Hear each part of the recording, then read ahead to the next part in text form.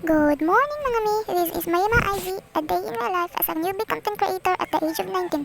Kaya naman mapapasabi ko talaga na for the go!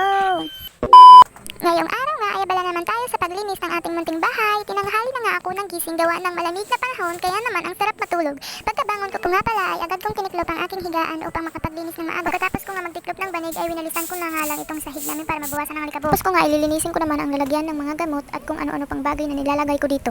Di nga ako makagalaw dyan kaya nilipat ko yung tali. At saka ako nagsimulang maglinis. Inorganize ko lang naman yung mga bote na pinag-inuman ng gamot ng anak ko. At saka yung mga nakakalat na gamit. Totoo pala talaga mi na kapag dalawa na ang anak mo ay minsan ka na lang makakapaglinis sa loob ng isang linggo. Pero kahit papano naglilinis-linis naman ako para hindi naman dugyot tingnan. After ko ngang linisan ng stante ay ang mga laruan naman ng aking mga junakis ang aking ilalagay sa plastic para naman di magkaroon ng kalat again. Kalilinis ko lang nga dyan kanina at kinalat na naman ang junakis ko. Literal talagang makalat palagi ang bahay kapag may toddlers na. Yung tipong kalilinis mo pa lang parang may kalat na naman. At after kong maglinis ng loob ng bahay ay dito naman ako sa labas nagwalis.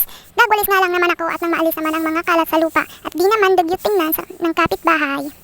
Pagpasensyahan nyo na nga po ang pag-voice over ko kasi simula ko pa lang po kaya nagpuputol-putol. Hindi po talaga maiwasang magkamali lalo na't newbie content creator pa lang tayo. Yung mga big creator nga nagkakamali tayo pa kaya.